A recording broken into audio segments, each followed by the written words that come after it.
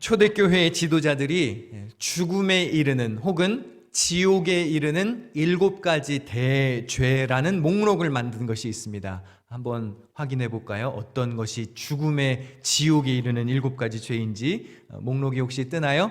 교만, 시기, 탐욕, 탐식, 분노, 정욕, 나태. 영어로는 Seven Deadly Sins라고 부르는데요. 이게 성경에 등장하는 용어는 아니지만 교회의 지도자들이 이제 여러 악독한 죄를 종합해서 이제 목록을 만든 겁니다. 근데 참 흥미롭게 이 7가지 대죄 중에 먹는 것과 관련된 탐식도 포함되어 있습니다.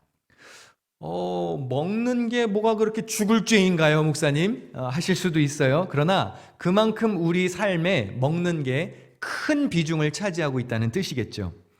우리가 신앙생활 하다가 시험 드는 이유가 무엇입니까? 다 결국에는 먹고 사는 문제 때문에 시험 드는 것이죠. 그레고리우스라고 하는 신앙의 어른은 조금 전 보았던 이 탐식을 5가지 유형으로 더 세분화시켰습니다. 첫 번째, 급하게 먹는 속식. 너무 빨리 먹는 사람 있죠, 밥. 그것도 문제예요. 왜 문제일까요? 빨리 먹으면 감사할 겨를이 있을까요? 그냥 후딱 먹어치우기 때문에 하나님을 향한 감사, 만들어주신 분을 향한 감사를 잊어버리게 됩니다. 자, 2번째, 개걸스럽게 먹는 탐식. 이건 다른 사람을 배려하지 않는 거예요. 집착하는 거죠. 집착하는 거. 그러니까 여러분들 교회에서 식사하실 때도 잘 봐야 돼요. 다른 사람을 배려하는 사람이 있는가 하면 맛있는 반찬을 독차지하시는 분들이 계시죠. 그건 탐식입니다, 여러분. 자, 3번째, 지나치게 많이 먹는 과식. 너무 많이 쑤셔 넣는 것도 문제예요. 왜 그럴까요?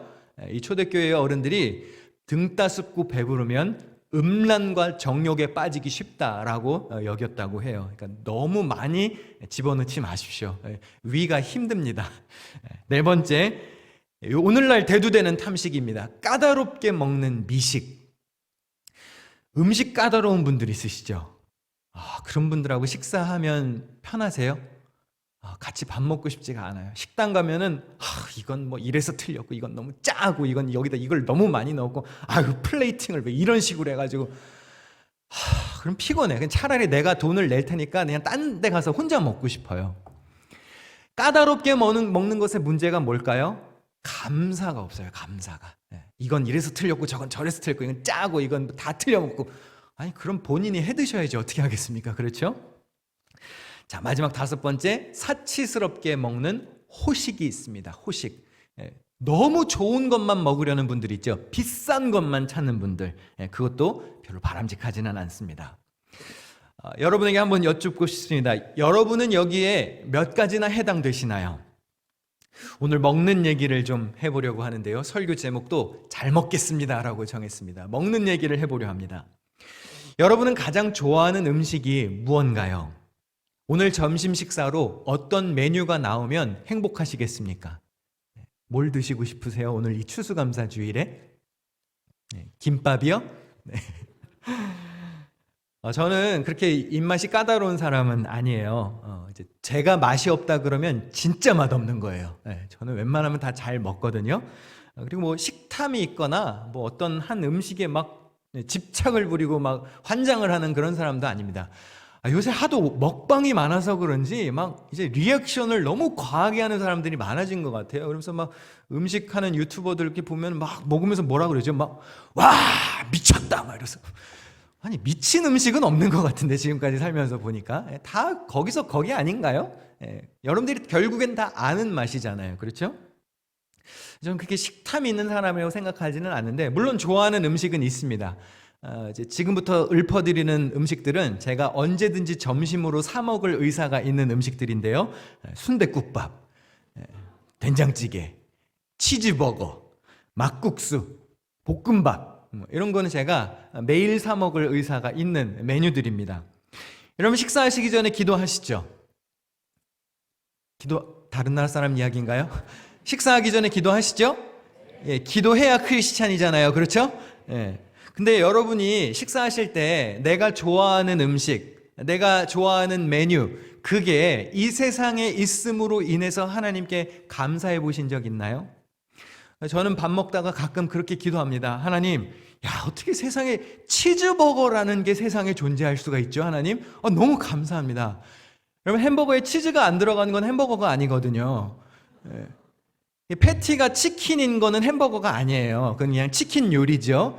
순쇠고기 패티에 치즈가 얹어져야 햄버거입니다. 이걸 어떻게 세상에 존재하게 하셨죠? 하나님, 막국수라는 건 도대체 누가 만들었을까요? 물론 하나님의 창조 세계 안에서 인간이 다 활용한 것이겠지만, 살면서 이런 걸 먹을 수 있다니, 이건 진짜 은혜입니다. 기도하면서 먹습니다.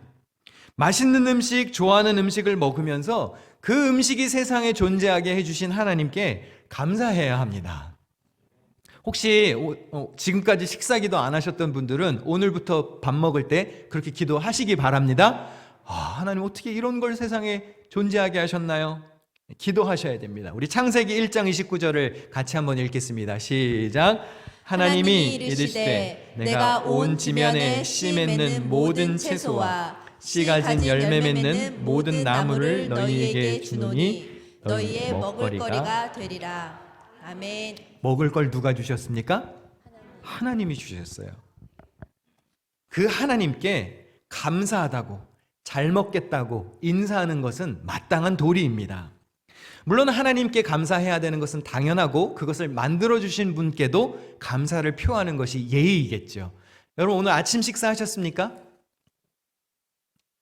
천안기둥교회는 아침 식사를 다 안 하시나 보네요. 아침 식사하셨습니까? 혹시 여러분이 차리셨나요?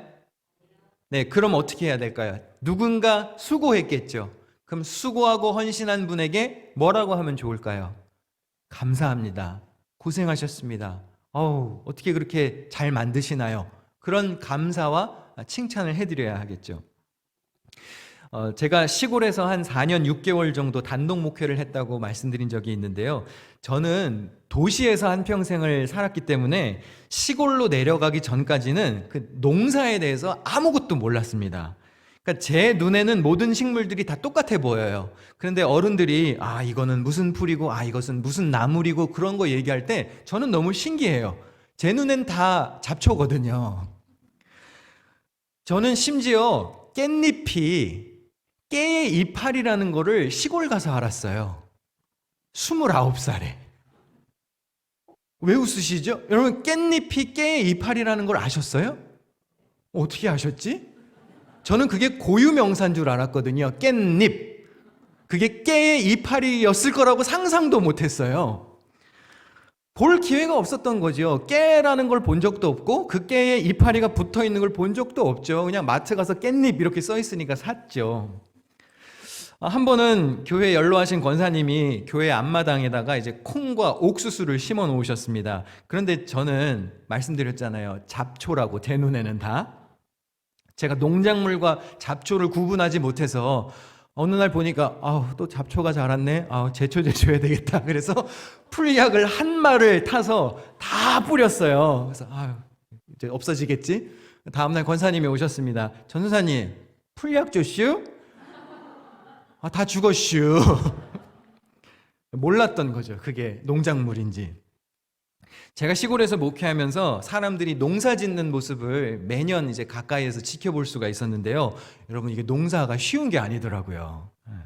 이 쌀 한 톨이 그냥 나오는 게 아닙니다. 요새는 뭐 좋은 기계를 사용하니까 뭐 농사 예전처럼 힘들지도 않다 그렇게 말씀하시지만, 농부의 정성스러운 수고가 없으면 우리의 식탁에 밥이 올라올 수가 없습니다.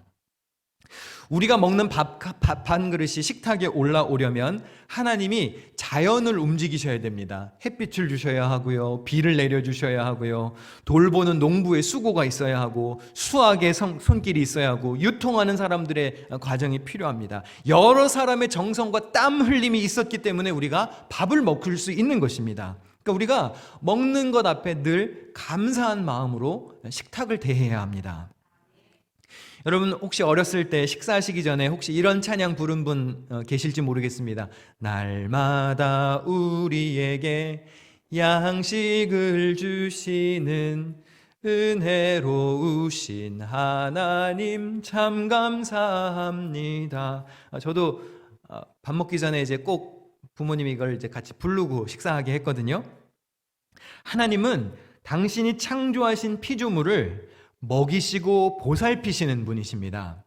그러니까 창조해 놓고 알아서 살아라 하지 않으셨어요. 구원해 놓으시고 야 이제 건져줬으니까 알아서 먹고 살아라 그러지 않으셨어요. 우리의 일상생활에도 매일매일 개입하셔서 보호해 주셨습니다. 먹을 걸 주셨습니다. 그걸 인자하심이라고 그러는 거예요. 하나님의 인자하심. 그 하나님의 인자하심은요, 어디 저 나라에 있는 딴 나라의 이야기가 아닙니다. 공상이 아닙니다. 하나님의 인자하심은 하루하루 매일 우리의 일상에 베풀어 주시는 세심한 배려까지 포함되어 있는 것입니다. 이 하나님의 인자하심, 인자는 히브리어로 헤세드입니다. 아마 신앙생활 오래 하신 분들은 이 헤세드라는 단어를 들어보신 적이 있을 거예요. 이 헤세드는 성경에서 사랑, 인자, 자비 등으로 번역이 되는데요. 이 히브리어 원문의 뜻을 더 정확하게 해석하면 이렇습니다. Covenant loyalty, 언약적 충실함이에요. 언약적 충실함, 하나님이 약속한 것을 지키시는 분이라는 거예요. 여러분, 이렇게 자상한 신이 어디 있나요? 신이 인간이랑 약속을 한다는 것도 참 놀라운데 그 신이 인간과 한 약속을 신실하게 지키십니다. 그게 우리 하나님의 인자하심이에요. Covenant loyalty. 성실하게 우리를 돌보십니다. 그것이 헤세드입니다. 우리 시편 100편 5절을 같이 읽어보시겠습니다. 화면을 보시고 시작. 여호와는 선하시니 그의 인자하심이 영원하고 그의 성실하심이 대대에 이르리로다. 제가 읽어드릴게요. 그의 인자하심이 영원하고 그의 성실하심이 대대에 이르리로다. 하나님은 성실하신 분이십니다. 놀랍지 않나요? 때가 되면 계절이 바뀌어요. 때가 되면 봄이 오고요, 가을이 오고 이렇게 추수가 이루어지고 저희들이 1년 만에 또 한 살이 더 먹어서 만나잖아요. 이게 성실입니다. 성실. 우리가 인지하지 못하고 우리가 노력하지 않았는데 저절로 되어가고 있는 것들, 하나님의 인자하심과 성실하심이 있었기 때문에 가능한 일들입니다. 이 고대 근동의 신들은요, 다 하나같이 인간들을 부려먹습니다. 인간들에게 힘든 노동을 시키고요, 조공을 뜯어갑니다. 인간들의 세계에 절대 내려오지 않습니다. 그런데 우리 하나님 여호와는 당신이 받아 마땅한 영광도 받지 않으세요. 오히려 우리들에게 은혜를 베푸십니다. 심지어 사회의 가장 연약한 계층에 있는 사람들에게 이런 호의를 베푸르라고 말씀하시는데요. 우리 레위기 23장 22절 같이 읽겠습니다. 시작. 너희 땅에 곡물을 벨 때에 밭 모퉁이까지 다 베지 말며 떨어진 것을 줍지 말고 그것을 가난한 자와 거류민을 위하여 남겨두라. 나는 너희의 하나님 여호와이니라. 수확할 때 다 쓸어가지 말라고 그러시는 거예요. 왜? 가난하고 연약한 사람들을 위해서. 여러분 잘 들으십시오. 성도들은요, 하나님을 믿는 사람들은 싸그리 다 내가 챙겨가야 되겠다라는 태도를 버려야 합니다. 그건 하나님의 사람의 자세가 아니에요. 남겨놓는 여지, 여유, 배려가 있어야 합니다. 그게 우리 하나님의 마음이거든요. 약한 자들이 와서 눈치 보지 않고 가져가서 그들도 삶을 영위할 수 있게끔 성도들이 배려해 줄 수 있어야 됩니다. 그게 하나님의 인자하심, 헤세드입니다. 심지어 이렇게 가난한 사람들에게 자비를 베풀면 하나님께 베푸는 것과 똑같은 거라고 말씀하셨어요. 가난한 자를 불쌍히 여기는 것은 누구에게 구워드리는 것이니? 여호와께 구워드리는 것이니. 당신이 영광을 받아 마땅하신데 받지 않으시고 심지어 약한 사람들, 가난한 사람들한테 호의를 베풀면 그거 내가 받은 걸로 쳐줄게 그러시는 거예요. 이런 신이 어디 있어요? 고대 근동에 이런 신은 없습니다. 하나님의 독특한 성품은 인자와 자비, 긍휼입니다. 다른 신들에게는 전혀 나타나지 않는 성품입니다. 우리 하나님이 그렇게 인자하신 분이라면 우리들도 세상에 나가서 그렇게 살아야 하지 않겠습니까? 우리를 보고 세상 사람들이 하나님의 헤세드, 인자하심을 느껴야죠. 여러분 오병이어의 사건을 잘 아시죠? 예수님이 빵 5개와 물고기 2마리로 수많은 사람들을 먹이셨습니다. 많은 인파가 예수님을 보기 위해서 몰려들었습니다. 근데 날이 저무니까 제자들이 예수님께 이렇게 제안합니다. 무리를 보내어 두루 촌과 마을로 가서 무엇을 사 먹게 하옵소서. 예수님, 날도 저물었습니다. 배도 고프고요. 여기는 빈 들입니다. 아무것도 없습니다. 가르치시는 것도 좋고 환자 치료하시는 것도 좋고 다 좋은데 이제 가시죠, 그만. 왜냐면 제자들이 여기 쉬러 왔거든요. 쉬러 왔는데 예수님의 동선을 어떻게 파악하고 파파라치들처럼 미리 와 있었어요. 그리고 예수님이 또 쉬지도 못하시고 말씀을 가르치시는 겁니다. 근데 제자들이 날이 저물자 이제 저기 마을로 돌려보냅시다, 예수님. 각자 알아서 먹을 걸 사 먹게 하시죠. 한번 질문해 볼게요. 상식적인가요? 안 상식적인가요? 상식적이죠. 지극히 타당하죠. 어떻게 그 많은 사람들을 먹이겠어요? 그러니까 돌려보내서 각자 알아서 사 먹게 하시죠. 굉장히 좋은 제안 같아요. 그런데 예수님은 뜻밖의 대답을 하십니다. 너희가 먹을 것을 주라. 헬라어 원문에 너희의 강조점이 붙어 있어요. 네가 먹여라 이거예요. 니네들이 줘 먹을 거. 스스로 가서 밥 사 먹게 하지 말고 너희들이 책임지고 밥도 먹여. 여러분 근데 당시 관습에 따르면 가르침을 받는 사람이 가르치는 사람에게 음식을 대접하는 게 관습이었어요. 여러분들도 그렇잖아요. 목사님이 신방을 오시면 식사 대접을 목사님께 해드리죠, 보통. 그게 상식이죠. 그런데 예수님이 관습을 뒤집어 엎습니다. 너희들이 먹을 것도 그냥 줘.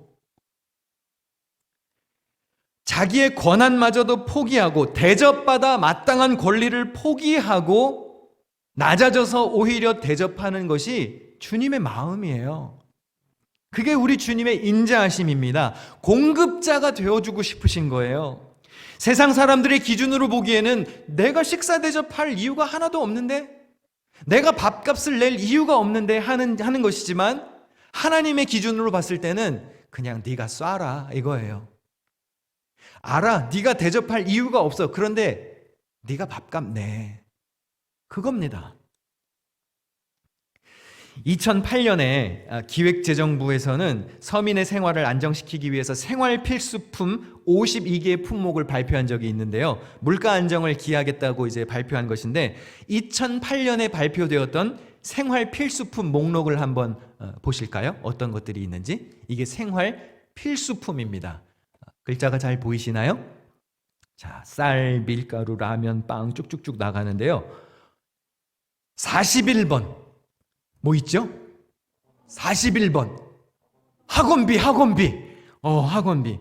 애들 학원 보내는 게 어느덧 필수가 된 세상이 되었습니다. 여러분 여기 자녀들 있으신가요? 학원 꼭 가야 돼. 이거 안 가면 죽는 거예요. 네, 모든 애들이 다 학원을 다녀요. 한국은 보니까 아주 필수품이 되었죠. 또 한 번 다시 보여주시겠어요? 22번에 뭐 있죠? 소주. 이거 필수품이에요. 이거 없으면 죽는 겁니다. 여러분 집에 다 있으시잖아요, 그렇죠? 집에 없으세요? 있어야 돼요. 필수품에 저희도 집에 있어요. 무슨 생각을 하시는 거죠? 고기 냄새 잡내 없앨 때 이거 소주 있어야 되는 거예요. 무슨 생각을 하시는 거지? 맥주도 있어야 돼요. 닭고기의 비린내는 맥주가 최고예요. 맥주를 냄비에 붓고 닭을 한번 삶아 보세요. 비린내가 없어집니다. 와인도 있어야 돼요. 와인. 해산물 요리할 때 화이트 와인 있어야 돼요. 저도 파스타 가끔 하는데요. 봉골레 파스타 같은 거 만들 땐 해산물 들어가죠. 와인 넣어줘야 되거든요, 이거. 소주도 있어야 됩니다. 돼지고기 잡내 잡을 때. 목사 집에 술 있다고 너무 충격받지 마세요. 다 먹고 사는데 필요한 것들입니다. 요리할 때 필요해요. 그나마 여쭤보겠습니다. 여러분 방금 전에 보셨던 이 52가지의 품목들 집에 다 있으시죠? 웬만한 거. 쌀라면, 밀가루, 가스비 어쩌고 다 나오는데 웬만하면 다 있으시죠? 그럼 여러분은 부족한 사람이 아니라는 뜻이에요. 필수품이 있다면 사는데 지장 없다는 뜻이죠? 그러면 다시 해석해 볼게요. 감사하며 살 수 있다는 뜻이죠. 우리가 신앙생활하면서 마주하는 어려움이 뭔가요? 먹고 사는 문제를 하나님께 맡길 수 있는가? 내가 먹고 사는 문제를 하나님께 맡기고 내 주권이 아니라 하나님께 맡기고 의지하며 살 수 있는가? 거기서 항상 걸려 넘어지는 거 아닌가요? 하나님이 채워주시지 않을 때는 시험 드는 거잖아요. 하나님 어떻게 나의 이 먹고 사는 것을 해결해 주시지 않을 수가 있어요? 나의 주권으로 가져왔을 때는 아등바등하면서 하나님을 보지 못하니까 시험에 드는 것이죠. 먹고 사는 문제를 주님께 맡길 수 있는가? 아마 성경에서 이 문제를 가장 확실하게 시험한 것은 출애굽기의 광야 시절일 겁니다. 이집트의 노예살이에서 백성들을 구원하신 하나님은 오랜 기간 백성들을 사막에서 떠돌게 하셨습니다. 여러분 생각해 보십시오. 사막입니다. 황량한 땅이에요. 아무것도 없습니다. 그런데 하나님이 그들에게 어떻게 은혜를 베푸셨나요? 매일매일 만나라는 음식을 내려주셨습니다. 벌써 여기부터 은혜 아닌가요? 아무것도 없는데 만나를 내려주셨습니다. 먹을 거를. 매일매일 돌보셨습니다. 그런데 특이한 것은요, 만나를 거두는 방식입니다. 출애굽기 16장 4절 같이 읽어보실까요? 자막이 나오나요? 시작. 보라, 내가 너희를 위하여 하늘에서 양식을 비같이 내리리니 백성이 나가서 일용할 것을 날마다 거둘 것이라. 이같이 하여 그들이 내 율법을 준행하나 아니하나 내가 시험하리라. 하나님이요, 매일 아침 새 만나를 보내주셨어요. 새벽 배송으로 로켓 배송이 왔다고요. 만나가 매일매일. 참 은혜죠. 진짜 대단한 거 아니에요, 대한민국? 어제 주문했는데 오늘 새벽에 와 있어요. 그리고 아침에 그 박스를 보면 감사하지 않으세요? 그 밤에 다녀간 그 기사님께 감사하지 않나요? 어떻게 이 밤에 다녀가실 수가 있지? 진짜 감사해야 되거든요. 근데 우리 하나님이 이미 수천 년 전에 그렇게 하셨다고요. 새벽에 로켓 배송을 주셨어요. 만나를 매일매일 신선하게. 그런데 그거를 거두는 방식이 좀 특이해요. 푸짐하게 주셨거든요. 비만큼 내려주셨다 그랬습니다. 아주 푸짐하게 주셨는데 하루치만 거둬야 됩니다. 하루치. 왜 그래야 했을까요? 음식이 널려 있는데 하루치만 가져오는 거예요. 그 말은 남겨놓고 오는 게 많았다는 뜻이겠죠. 왜 시험하셨을까요? 먹고 사는 문제를 하나님께 맡길 수 있는지를 시험하신 거예요. 율법을 준행하나 아니하나 시험하리라. 음식이 저렇게 널려 있는데 여긴 지금 사막입니다. 저장 창고가 없습니다. 그런데 음식이 저렇게 널려 있는데 내일이 보장이 안 돼요. 그럼 유혹이 오지 않겠습니까? 이거 내일 아침에도 우리 아이들 먹이고 싶은데, 내일 모레에도 먹을 게 있어야 되는데 유혹이 오겠죠. 그런데 그걸 두고 내일도 내려주실 거야 라는 믿음을 가지고 집에 돌아갈 수 있는지를 시험하신 거예요. 말씀에 집중할 수 있는지, 눈앞에 펼쳐져 있는 음식이 아니라 하나님의 말씀에 의지할 수 있는지를 시험하신 거예요. 매일매일 수년 동안. 근데 백성들이 순종했을까요? 순종 안 했어요. 널려있는 음식에 눈이 멀었습니다. 내일 거, 모레 거, 다음 주 거 다 쓸어 모았습니다. 하나님의 음성보다는 내 눈에 보이는 밥이 더 중요해 보였던 것이죠. 근데 이거를 하나님이 매일 테스트하셨습니다. 그리고 심지어 이틀치, 3일치를 다 거두어도 하루치 외에는 다 어떻게 됐나요? 다 썩었어요. 그리고 하나님은 다음날 또 로켓 배송으로 새벽 배송을 보내주십니다. 뭘 하신 걸까요? 하나님이 뭘 시험하신 걸까요? 먹고 사는 문제를 너희들이 나에게 맡길 수 있겠니? 많이 거둔 자도 적게 거둔 자도 그날의 양식을 다 같이 기쁘게 나누어 먹을 수 있는 은혜를 경험하게 하신 겁니다. 나도 먹지만 너도 먹을 수 있게 해줄게. 여기가 비록 광야이지만 아무도 굶어 죽지 않게 해줄게. 나를 믿어. 그걸 테스트하셨습니다. 하나님이 약속해 주신 것은 반드시 이루어 주신다. 성실하게 이루어 주신다는 것을 매일 아침 확인시켜 주셨습니다. 그런데 우리는 불안한 거예요. 내일 아침에 문 밖에 나가면 그 쿠팡 박스가 안 나와 있을까 봐 불안한 거예요. 주문했는데 배송이 안 와 있으면 어떡하지? 삶의 공급자가 되시는 주님께 양식으로 인해 감사한 마음을 갖도록 하나님이 매일 훈련시키셨습니다. 약속의 땅으로 들어갔을 때 하나님이 기대하신 게 있었겠죠. 그렇게 수십 년을 매일매일 가르쳤는데 약속의 땅에 들어간 순간부터 만나가 그쳤잖아요. 이제부터 농사짓고 알아서 해먹어 했는데 그럼 하나님이 기대하신 게 뭘까요? 누구는 농사가 망쳐져서 못 먹게 되고 누구는 농사에 풍년이 들어서 많이 남게 됐을 텐데 그럼 하나님이 기대하신 게 뭐였을까요? 지난 40년 동안 광야에서 한 게 있잖아요. 매일 아침마다 모두에게 공평한 먹거리를 주신 하나님의 인자를 생각하며 농사 망한 사람들에게 나누어 주고 많이 거둔 자가 베풀어 주고 그걸 기대하시지 않았을까요? 근데 그게 안 되는 거예요. 그게 안 되는 거예요. 내가 가진 거 나눠주기 싫은 거예요. 밭에 한 모퉁이를 남겨놓을 수가 없는 거예요. 왜? 아깝거든요. 다 쓸어와야 우리 애들이 먹거든요. 광야에서 훈련한 게 아무 쓸모가 없어졌습니다. 우리가 주기도문을 할 때 항상 이렇게 기도하죠. 우리에게 일용할 양식을 주옵시고. 일용할 양식. 처음 일용할 양식을 거두면 감사합니다. 근데 우리가 이틀, 3일, 일주일, 한 달치 양식을 쌓아놓고 살면 매일 먹을 때마다 감흥이 떨어져요. 아니 뭐 어제 내가 냉장고에다 넣어둔 거니까 뭐 그거 먹는 거지. 솔직히 여러분 집에 가시면 일주일 먹을 밥은 있으시죠? 냉장고에. 거짓말하지 마시고 빨리. 네. 적어도 며칠 먹을 밥은 냉장고에 있잖아요. 그렇죠? 그러면 우리는 이 일용할 양식을 구하는 주기도문을 접할 때마다 사실 부끄러워야 됩니다. 우리는 일용할 양식을 구할 만큼 궁핍하지 않다는 거예요. 그럼 목사님 집에 가서 냉장고에 있는 거 다 버려야 되나요? 아니 그런 뜻이 아니고 냉장고 다 처분할까요? 그게 아니고 적어도 우리가 풍성하게 살고 있다라는 것을 인정해야 된다는 겁니다. 그리고 내가 감사를 잃어버리지 않도록 이 쌓여있는 냉장고의 음식들을 보면서 하루하루 감사한 마음이 없어지지 않도록 주의해야 한다는 것이죠. 시편 저자의 고백입니다.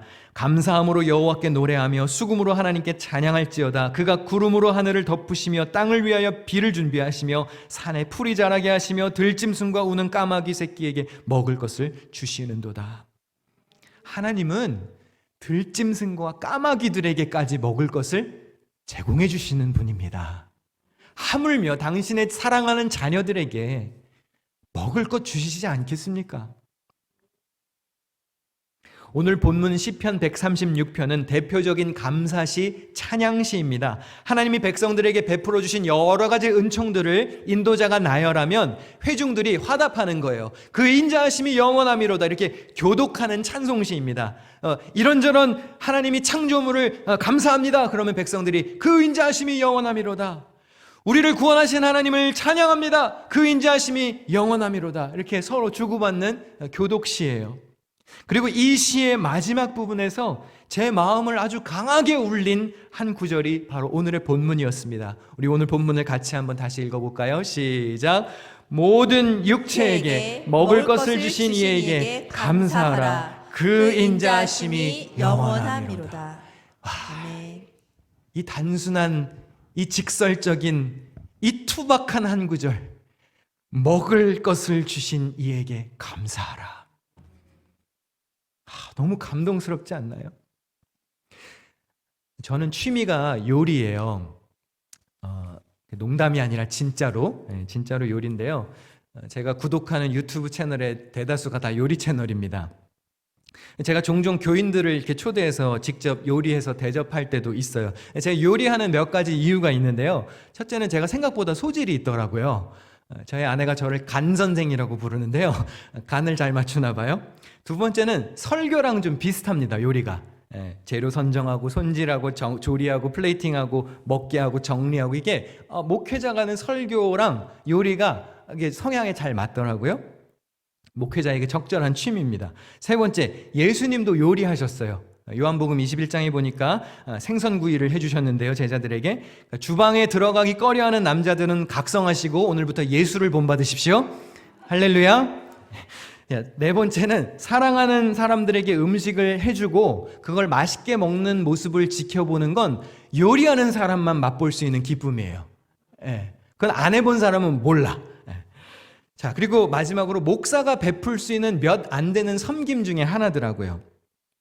그러니까 여러분, 그 남자가 앞치마 두르고 목사가 요리한다 그래서 세상에 종말이 오지 않습니다. 그러니까 남자들이 이제 주방에 들어가는 것을 사모하시기를 축원합니다.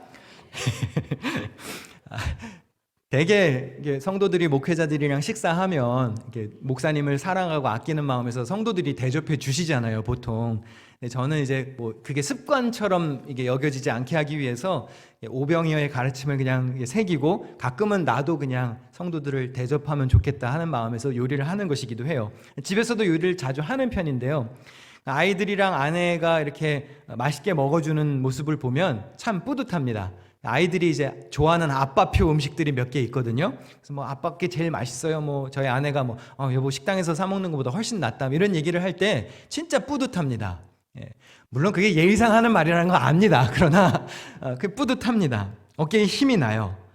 그리고 요리하면서 참 하나님께 감사한 마음이 듭니다. 야, 어떻게 이런 식재료를 하나님이 세상에 창조하셨지? 야, 요거 풀 하나 넣는데 음식의 향이 달라지네? 그러면서 이제 혼자 감탄하는 거예요. 와, 이런 걸 하나님이 만드셨다니. 그리고 아이들과 아내가 감사하다고 말할 때마다 저도 드는 생각이 아내와 아이들의 감사 인사를 들어도 이렇게 흐뭇한데 내가 하나님께 감사하다고 고백하면 하나님은 얼마나 뿌듯해 하실까? 하나님은 얼마나 좋아하실까? 천안기둥교회 성도 여러분, 우리가 무언가를 먹을 때마다 하나님께 오늘 설교의 제목처럼 잘 먹겠습니다 하고 인사하고 드십시오. 그것이 하나님을 향한 감사의 표현이기도 하고 내가 모든 것의 공급자가 되시는 하나님을 절대적으로 신뢰합니다 라는 신앙의 고백도 되는 것입니다. 우리의 필요를 성실하고 신실하게 채우시는 그 하나님의 은총을 의지하여 좌로나 우로나 치우치지 않는 그런 견실한 믿음의 주인공들이 되시기를 축원합니다. 2022년 여기까지 오시느라 모두 고생하셨습니다. 참 애쓰셨습니다. 이 기쁘고 감사한 추수감사절에 때마다 우리의 먹거리를 돌보신 주님께 모든 영광과 찬송을 올려드립니다. 제가 마지막으로 선창하면 여러분들이 그 인자하심이 영원함이로다 이렇게 외치고 마칠 텐데요. 제가 먼저 선창할 텐데 연습 한번 해보겠습니다. 자, 그 인자하심이 영원함이로다 하는 거예요. 자, 시작. 그 인자하심이 영원함이로다. 자, 한 번 더 선언하면서 다시 한번 시작. 그 인자하심이 영원함이로다. 자, 제가 선창하겠습니다. 모든 육체에게 먹을 것을 주신 이에게 감사하라. 그 인자하심이 영원함이로다. 아멘. 아멘. 신실하신 하나님의 은총이 여러분 삶에 가득하시기를 축원합니다. 아멘. 기도하겠습니다. 사랑의 하나님, 우리에게 먹을 것을 주심 감사합니다. 먹고 사는 것이 주님의 주권에 달렸음을 고백합니다. 내 능력과 내 힘으로 재물을 얻었다 교만하지 않게 하옵소서. 재물 얻을 능력을 주신 분도 하나님이라 했습니다. 우리 손에 있는 모든 것은 다 주님의 은혜로 주어진 것임을 잊지 않고 살게 하여 주시옵소서. 감사하며 살게 하시고 하나님이 공급자가 되심을 믿게 하여 주시옵소서. 천안기둥교회 성도들의 삶에 이러한 하나님의 성실하신 만나가 그치지 않게 하여 주옵소서. 감사드리며 예수님의 이름으로 기도하옵나이다. 아멘.